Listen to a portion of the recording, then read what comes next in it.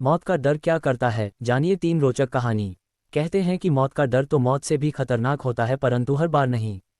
कई बार डर हमें मार देता है और कई बार डर हमें बचा भी लेता है। ये व्यक्ति के माइंड पर निर्भर करता है कि वह डर को किस तरह से लेता है।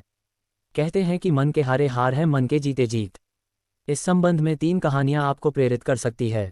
पहली कहानी, कहते हैं कि अमेरिका में एक कैदी को फांसी की सजा दी तो डॉक्टरों ने जजों से कहा कि कैदी पर प्रयोग किया जाए, फांसी के बजाय जहर देकर मारा जाए। ऐसा ही आदेश हुआ। कैदी को बताया गया कि आपको फांसी नहीं, कल सांप के जहर से मारने का आदेश हुआ है। रात भर कैदी सांप के जहर के बारे में सोचता रहा। सुबह उसे एक कुर्सी पर बैठाकर उसे एक बड़ा जहरीला सांप दिखाया गया। कैदी उसको देखकर कांप गया। फिर उसके हाथ बांधकर उसकी आंखों पर पट्टी बांध दी गई। इसके बाद उसे सांप से ना डसवा कर सेफ्टी पिन जोर से चुभाई गई। आश्चर्य ये हुआ कि उस सुई को चुभाते ही कुछ देर में ही तड़प तड़प कर उस कैदी की मौत हो गई। इससे भी बड़ा आश्चर्य तब हुआ जब पोस्टमार्टम की रिपोर्ट के अनुसार कैदी के शरीर में सांप का जहर पाया गया। डॉक्टरों की टीम ने पुष्टि की, ही इस कैदी की मृत्यु सांप के काटने से हुई है। सभी डॉक्टर्स ये देखकर आश्चर्य करने लगे और तब ये सिद्ध हुआ कि आदमी का डर क्या कर सकता है। डर के कारण उसके शरीर और मस्तिष्क ने उसी जहर का निर्माण कर दिया। मतलब कि उसके शरीर में उसी तरह के हार्मोन्स निर्माण हुए।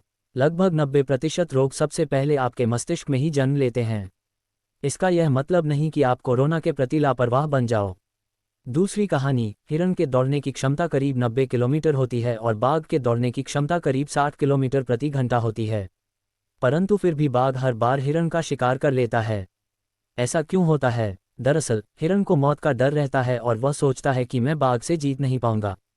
तीसरी कहानी, एक व्यक्ति ने अपने सिद्ध गुरु से पूछा कि गुरुजी, आपसे कोई पाप नहीं होता, आपको क्रोध नहीं आता और आप सदा प्रेमपूर्ण और शांतचित्त बने रहते हैं, तो इसका राज क्या है? उसके सिद्ध गुरु ने एकदम से व्यवहार बदलते हुए कहा, ये बात तो छोड़ो, मैं तुम्हें एक दुखद सूचना देना चाहता हूँ। उसने कहा, क्या गुरुजी? गुरुजी ने कहा कि आज से ठीक तीसरे दिन शाम को तुम्हारी मौत हो जाएगी। ये सुनकर तो उसके पैरों के नीचे से जमीन हिल गई। वह रोने लगा। गुरुजी ने कहा कि अब तुम देख लो तुम्हें क्या करना है। वह व्यक्ति वहां से चला गया और फिर उसने जिसका भी दिल दुखाया था उन सभी से माफ़ी मांगी। अपने माता पिता, भाई बहन और बेटा बेटी पत्नी सभी से प्यार करने लगा। पहले दिन तो उसका यही कार्य चलता रहा, माफ़ी मांगना और लोगों से प्यार से पेश आना। दूसरे दिन उसने गरीब लोगों को खाना बांटा और अपने रिश्तेदारों को बुलाकर उन्हें कई उपहार देकर उन्हें भी तृप्त किया। तीसरे दिन वह शांति से घर पर रहा और ध्यान एवं भजन करता रहा। अब वह खुश था कि चलो मैंने लोगों के लिए तो कुछ किया, अपनी गलतियों को सुधार लिया। तीसरे दिन शाम को उसके गुरुजी आए और उससे पूछने लगे कि बताओ, इन 3 दिनों में तुमने कोई गलत कार्य तो नहीं किया, कोई पाप तो नहीं किया, किसी का दिल तो नहीं दुखाया? वह कहने लगा, गुरुजी आप कैसी बातें करते हैं, मौत सिर पर खड़ी है, तो ऐसे में मैं भला क्या किसी के साथ गलत व्यवहार करूंगा?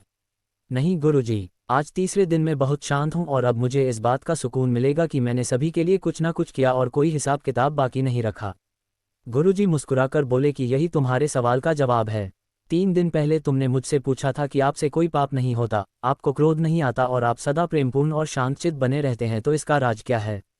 बेटे, एक ना एक दिन सभी को मरना ही है, लेकिन तुम इसे गहराई से समझते नहीं और मैं समझता हूँ कि आज जिसे मैं देख रहा हूँ, सुन रहा हूँ, एक ना एक दिन वे सभी मुझसे दूर चले जाएंगे। तुम निश्चिंत रहे, अभी तुम मरने वाले नहीं हो।